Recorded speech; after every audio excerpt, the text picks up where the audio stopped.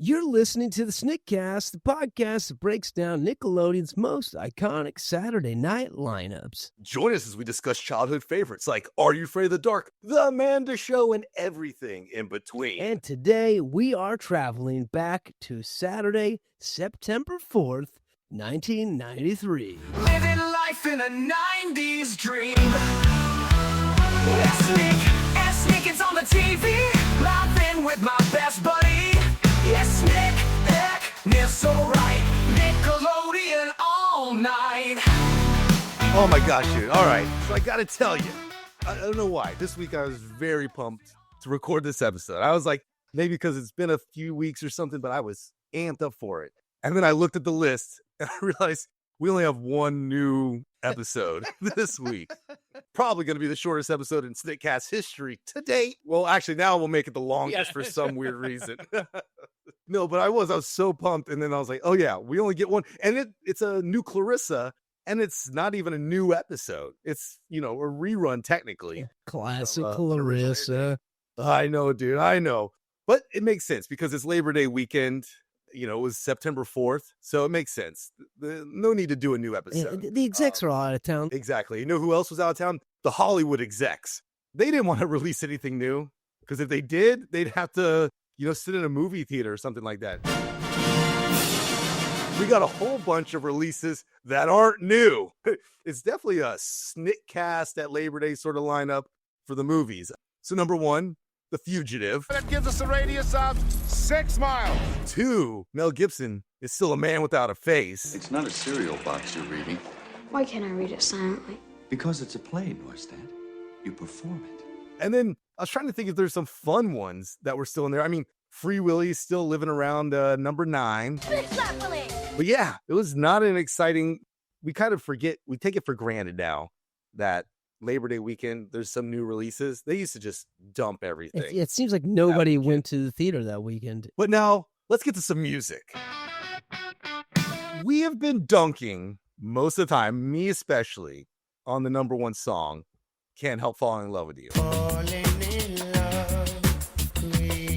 Next week, the number 2 song takes over for it. Yeah, so this is Last Dying Breath. I'm not going to say what number 2 is because we're going to have to repeat that quite a few times. I did want to shout out a little Michael Jackson at number 8 with Will You Be There? Will you be there? I mean, it's a good song, but it's not in my, it's no PYC or... I mean, it's no whoop, there it is. I guess it'll have to do. I think I'm coming down with a case of the Clarissas.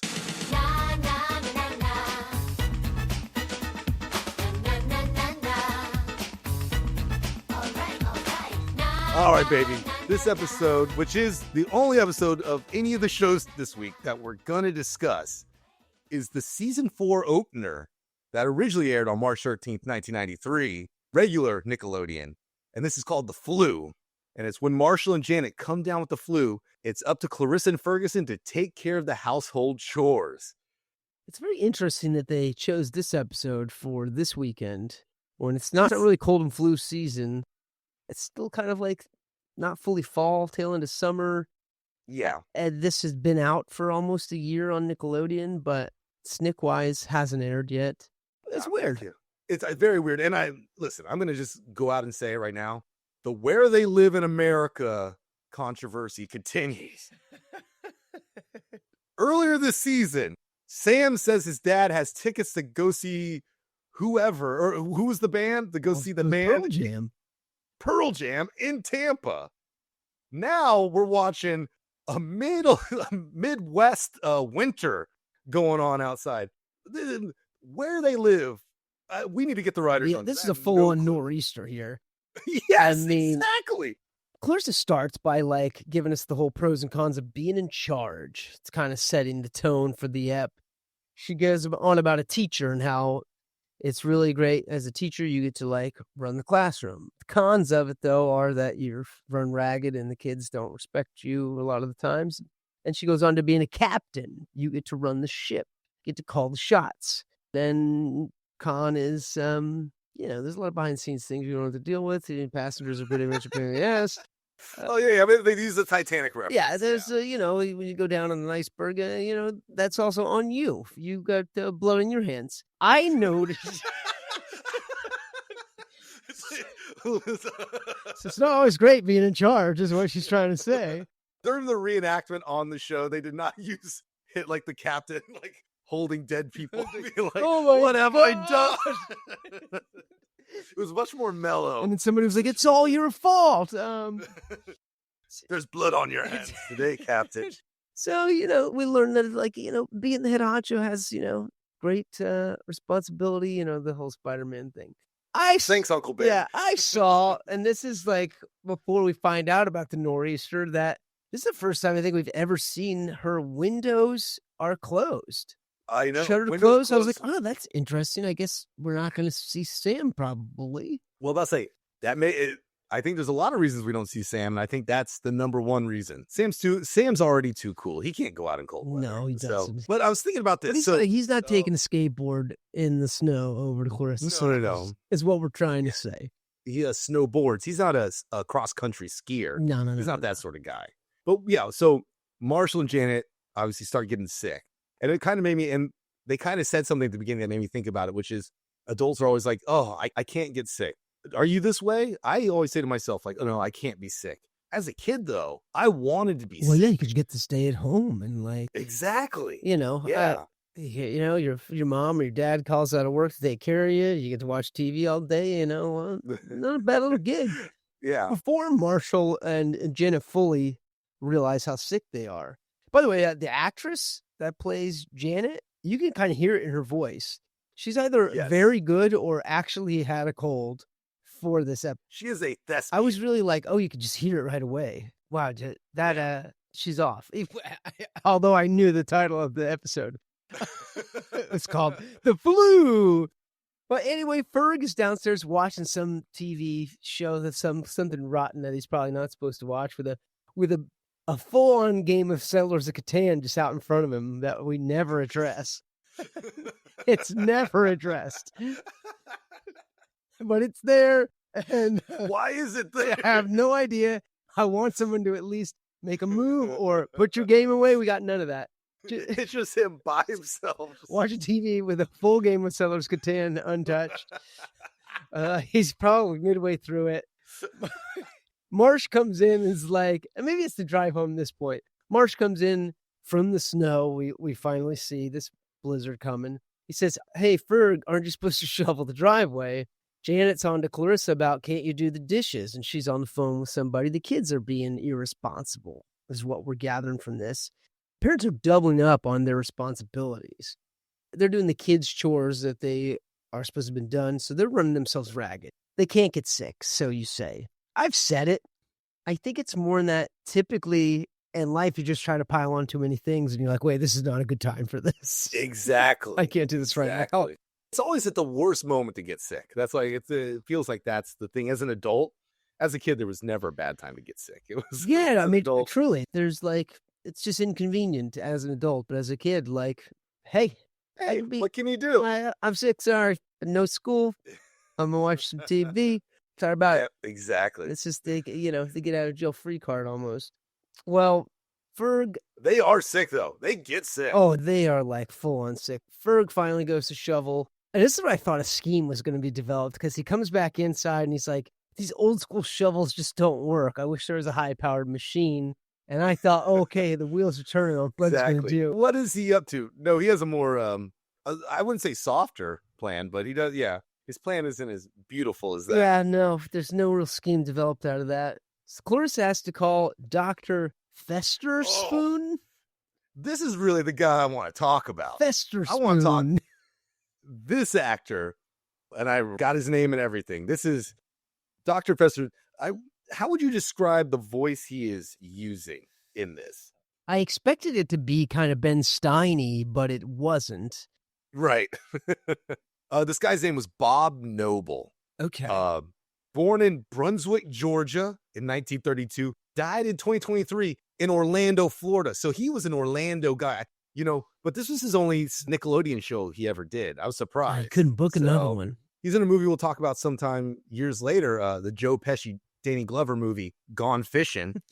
So I can't wait. have you ever seen that poster? I don't want to sidetrack it too much, but it's them underwater, and not Al Pacino, Joe Pesci has a cigar in his mouth underwater. Hilarious. Yeah. Well, how would you describe Fester Spoon's voice? He had an air of like a professor. He was like very much like that air of confidence and medical. He reminds me whenever an adult just seemed way too smart to me. Yeah. Like that as a kid, like he had the voice of, oh, that's a smart person. I'm not allowed to talk to them as a child. Like that's the rule. Yeah, it seemed like he was cast well then. I think that was what he needed to be. I think he's a performer though. And he gets to do a couple of parts in this. Well, yes, he nails this. Sidebar on this. Fester Spoon comes over and we get to see, to my knowledge, this is the first time we're seeing Janet and Marsh's bedroom. In their marital bed. In their marital bed together. With a case of the flu. Yeah. But this is also old school. So they're cuddling. You better believe it. In their silky pajamas. This is old school. Doctor comes to your house to, diagnose you. What is this? I thought that only happened in the Wild West or something. Yeah, truly. Or to have an exorcism. Like, this was wild. But he's there on a house call. Rain. Power of medicine compels you. The power of medicine compels you. It's like the Postal Service, too, comes through a snowstorm to come diagnose these people at their bedside. He essentially gives them a bunch of, like, liquid medicine that they have to take and a lollipop for each of them and tells the kids, good boys and good boys and girls to stay in bed, tells the kids that they are in charge now. Yep. Oh, man, you better believe this is where light bulbs go ballistic on Ferg. Exactly. Well, and so the plan is to make Grandma's chicken soup, the one that they always get when Clarissa and Ferg are sick. Did you have like a famous recipe like this in your household? Get recipe of sorts? I mean, I think it was just Campbell's insert whatevers, but yeah, and I think to this day, if I have chicken noodle soup, I feel like I'm supposed to be sick. So yeah, because of it. Unless it's like bitter cold outside and I just need something to warm me up, it usually is on when I'm sick. Well, because I was also going to bring up, and I melt on the inside and go, good. Well, like chicken noodle soup, and then you could almost say the appetizer for every time I had chicken noodle soup was cough syrup. So, which Marshall is not a fan of either. So Clarissa has to full on give it to him like a child. Like, here comes the airplane. Exactly. Open up. Yeah. So like the kids are put in charge of taking care of things for a day, essentially. Like they need to make the chicken noodle soup. And they need the items to make it because they don't have it in their house. So right. Ferg's got to go to the grocery store. So he gets a load of Marshall's money, and guess what? He goes to have his way. He don't buy those ingredients. There's barely any ingredients of Grandma's chicken noodle soup recipe. I heard Moo-Hoo is a great broth for a chicken noodle soup. Moo-Hoo, baby. That's not real, right? Was it Moo-Hoo? Well, yeah, it was Moo-Hoo. It wasn't Yoo-Hoo. Oh my God, I didn't even catch that. Yeah, so he brings a bunch of all like it's just chocolate. Everything stuff. Is chocolate based. Yeah, it's a chocolate frenzy. He might as well be what's her name from the Chocolate Factory. Oh, he's a Veruca Salt. Yes, he might as well be her. He's he's Augustus Gloop. Yeah, if he likes the chocolate. That's it. Augustus Gloop, but he loves that Moo-Hoo. He's got Moo-Hoo. He's got chocolate syrup. He's got chocolate bars. He's got it all. Actually, you think about it, that Moo-Hoo was placed in a spot where the prop person was like, "I fucking did it." He's like, I fucking nailed. And here I am just Moo-Hoo. assuming it was Yoo-Hoo because you're right. It was placed in a way it looked. Yeah, they just covered it right. I'll buy it. Moo-Hoo. What a knockoff. Keep watching. There's more Snick coming up next. This episode of the Snickcast is sponsored by Butterfinger. Don't lay a finger on my Butterfinger. What happened to the lights? It's just a power outage, Dad. What was that? It's just Bart eating a Butterfinger. Ooh, and it sounds like he's right over here. Oh, how about a bite, little buddy? Well, okay, Homer. Just one. Hey, this tastes just like a dog Get a crispity, crunchity, peanut buttery burst in every bite of Butterfinger. Nobody better lay a finger on my Butterfinger. And now, back to the Snick cast. Well, Clarissa is like, all right, we got to actually fix real food for mom and dad. They are sick. This chocolate fantasy is not going to get them better. She calls Mrs. Silverstein across the road. And I love that she goes, yeah, Miss Silverstein, I need your help. And then she goes, wait, what? Look outside. And then she looks outside and it's just a falling storm. And she goes, oh, yeah. And so Miss Silverstein is lazy and not wanting to help and not getting outside in that snow. They snowed in. Yeah. Was Miss Silverstein the neighbor who they thought was being murdered by her husband? That was her. And maybe that's why he wanted to murder her. Maybe there's some good points. Maybe there's children in peril. There's a family next door in peril. Hey, she's not helping. Can't do it. Can't do it. That blood will be on her hands. She's like, every day's a sick day for me, baby. I don't even need the snow. Well, or her husband slowly poisoning her with arsenic. So, we don't know that part. Now, that's in the series finale. I think we finally figured that out. Yeah. When Clarissa catches a serial killer. Well, they tried to turn on the water to make some broth, and the water's not running because the pipes have froze. These things are things I did not know about as a kid. Grew up in if I had to take care of my parents at that age, I would have been like, "Oh no, what do we do here?" What accent did you just have? Right there? No. Oh, no. That was my Orlando Midwestern combination accent. Well, I thought you were doing a little Fester spoon right there. It could very well be. Well, at this point, Clarissa and Ferguson realize that they have to team up or mom and dad are going to stay sick. And now they don't maybe like all this responsibility. This is the being in charge part she was talking about that has the cons. Well, they melt some snow to make broth. This is actually a smart idea. I feel like I would have done the same in that position. Yeah. Clarissa gives us a snowbound update. They're having to ration the food they do have, the chocolate they have. Exactly. The parents have yum. Parents have like a sneeze. They keep sneezing in rhythm to a classical song. Oh, yeah.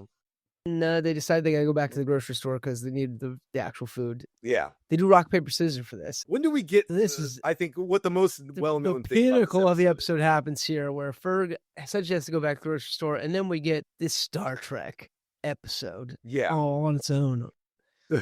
And this is awesome. I mean, this is there's memes of this in the world of Clarissa as Aurora. That's right. Yeah. So Marshall actually does just look like a slightly chunkier Captain Kirk. He actually does look kind of like Shatner. They did a good job with it. Yeah. Yeah.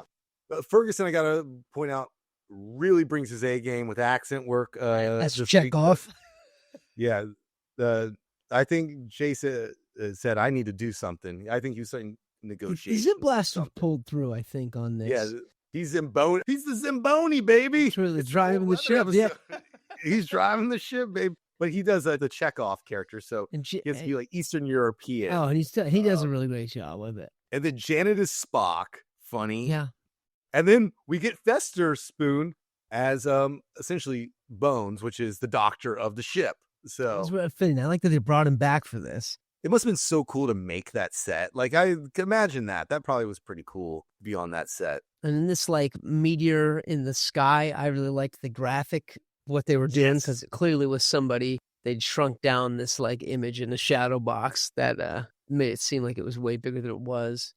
Love practical props like this that would have been CGI'd nowadays. In a heartbeat. Well, now we pretty much, I'm about to say, we kind of get to the end now where... Well, so Clarissa, they kick it in overdrive to cater to the parents, and then Mom didn't eat the soup that she made her, and Clarissa kind of is like, well, I have made that for you, and you slowly see that Clarissa is becoming like a parent. Marsh asked Clarissa if she could bring the TV upstairs because there's a really good episode of Bonanza on.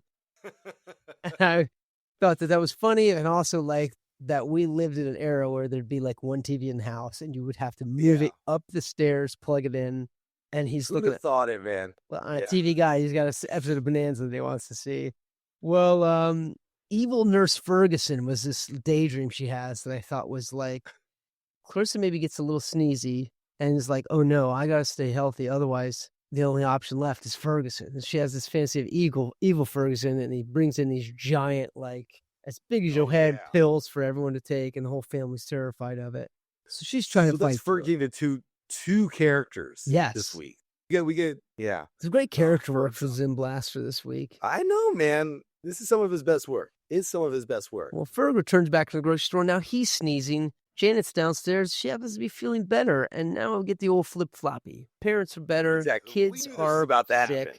We saw it coming when Settlers of Catan wasn't even touched. We saw this a million miles away. And that's more or less where they leave us. The kids... I'm about to say, they really just leave the kids happy that they're sick. Yeah, they're on the couch really together true. watching TV, and Clarissa has this, like, reflective moment of, like, this isn't so bad. Exactly. So it wasn't that bad. You know what would be really bad for me and you right now? What's that? A new baby.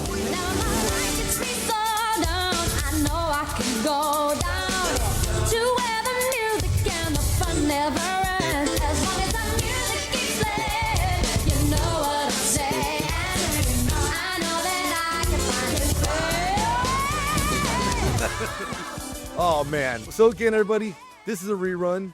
We actually just covered this episode. This was actually on, let's see. This is our August 14th, 1993 August episode. 14th episode. But, just to give you a little information about it, so in case you do want to just go listen to it, pretty straightforward.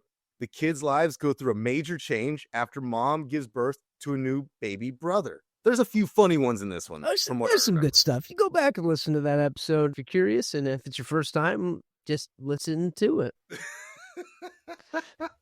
Well, I guess we're just going to keep on going to the next one.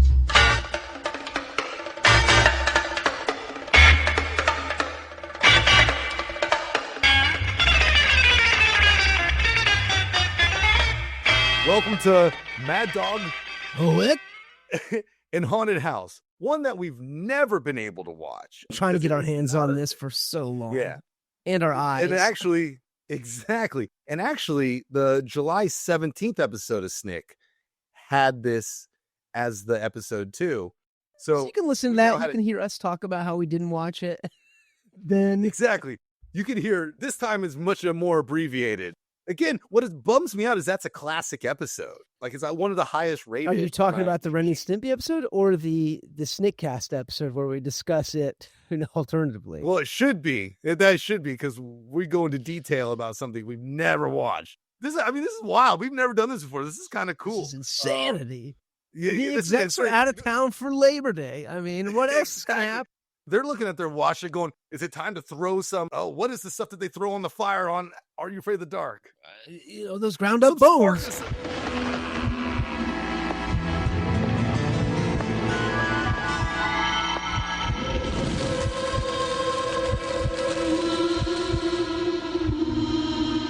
All right. And this one, though, which we're also not going to talk about, is it's the Tale of the Midnight Madness, which we talked about this one on episode 2 of this season, which is June 26th, 1993. This is one of my favorite episodes of Are You Afraid of the Dark? If you haven't heard us discuss this, you got to go back and listen, because it's so fitting for John, and it's pretty classic. You get a recurring favorite character of ours shows back up in this episode. Exactly. Oh, I mean, this is again, it's one of the best, and it's also one of the best Snickcasts. I was gonna say, some would say it's one of our best Snickcasts as well. Yeah, I don't think they're crazy. I'm not gonna no information given about it. I would just want people to tune into that one. Hey, you know what? I think we should listen. We should talk to the fans. Let's hear from the fans. Yeah, let's go. Tune in every week. Got a question, gotta speak. Nickelodeon on the line. Let's chat. It's podcast time. So, did you get any cool emails, anything from? Fortunately for us, there are some people that are still chiming in here. Just because we got reruns most of the way through this episode didn't mean we had reruns in the question fields. I pulled one on our Instagram from a person named @BobbertTrotter_11. Said, "Hey gang, digging this pod. Can't wait for the next one.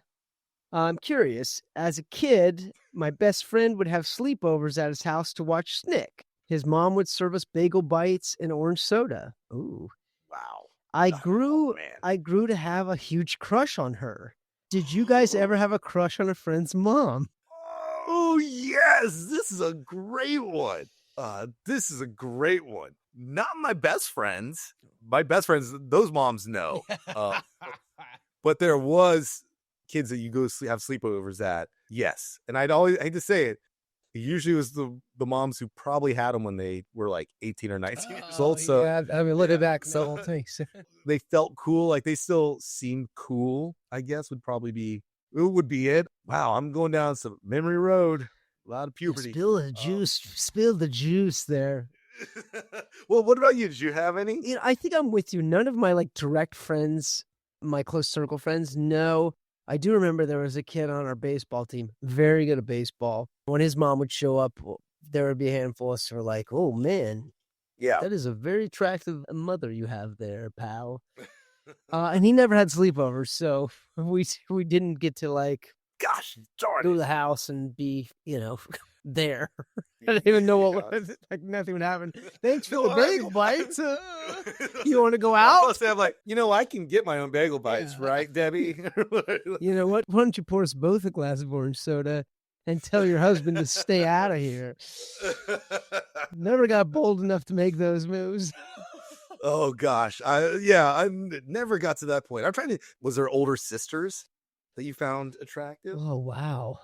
No, most of my buddies had younger sisters. Yeah, that's what I was thinking too. And that was just always like, oh, come on, leave us alone. Exactly. They did not think we were cool. And until we got into like high school and then they blossomed, I was like, oh, well, I was a dumb little kid. That was, she was a beautiful girl. I hidden under that. You're a beautiful lady. And I had the opportunity, but I blew that. I do have a friend, I think, who married one of our friends' older sisters years down the line. Whoa, okay. So, but 4 years difference, 4 or 5 years difference. Back when we were watching Snick, that was, you might as well have been. That's when you're a king. Yeah. You're a king if you could That's do that. way too, that distance doesn't exist. Now it's like, oh yeah, it's just whatever. I had a senior girl who I thought was fairly attractive drive me to school every day. And yeah, all my friends thought that was extremely cool. King cat. Yeah, well, really, she was just forced to by her aunt. So, like, it was my mom and her aunt, and she's like, you're going to go pick this kid up, and you get gas money from him, so do it. It's kind of a win for her as well. Wow, yeah. Okay. So no direct mother crushes in our group. No, not that I can think of. We weren't mother lovers. We loved our own moms, but didn't have crushes on others. Yeah. It's hard not to do the Lonely Island song. Yeah, as I said, I heard it. Oh gosh. Oh man. And John just got electrocuted. What happened? Oh no, it's happening again, dude. I'm sorry. The lights, I know you saw them flicker. I don't know if our audience could hear it, but I saw it. Yeah. So you remember like a few weeks ago, we listened to that recording that I had. This is. Oh yeah, God, I do remember this. Yeah. To block this out. I can't even listen to it. Ever since that episode, I've been playing it cool, dude, but there's been a lot of freaky stuff happening around my place. Lights going on and off. When I'm watching any Snick stuff, sometimes I'm not sure if the characters are talking because I'm hearing that voice sometimes. So it's gotten pretty crazy. Well, something happened yesterday. Got a ring door notification at like 3:00 in the morning. And there was a box out in front of my place. And I got to tell you, I'm pretty scared. It says, to the cow from the ghost. I'm not lying, am I? No, he has a box here that has a... First off, very offensive that I'm called the cow. I thought it was supposed to be just cow. And this ghost has definitely seen me naked, apparently. No return address either on this. This is... Yeah. Woof. So anyways, I got this and then I yelled out earlier today. I was like, okay, you win. What do you want from me? I figured, you know what? Let's open the package on air. So you haven't even opened you mind if yet. Yeah, no. I was too worried to open. I need to have someone, oh man, because I'm like that next door neighbor on Clarissa Explains It All. I'm just hanging out and I'm not leaving my place. Mr. Silverstein. Okay, here we go. God bless. Yeah. Oh gosh, what could this be? Suspense is killing me. I think in the coming weeks we're gonna have to explain it all. It's a Ouija board. Oh no. No. You were gifted a Ouija board by a ghost. I mean, I think it wants to talk to us. Oh no. Or I thought after your stalker last year, the dark times were over. This is not good, man. Are you gonna pull us out, or are you gonna save? What are you even doing? No, we're not doing it right now. The lights just flickered. I'm not touching it Doesn't right seem to now. be the time to do this. Oh my God, a Ouija board. No. I'm a little shaken. So I think we got to save this for a while down the road. Yeah, because I can't do this. And especially, it's dark outside. I'm not doing this when it's dark. Careful, dude.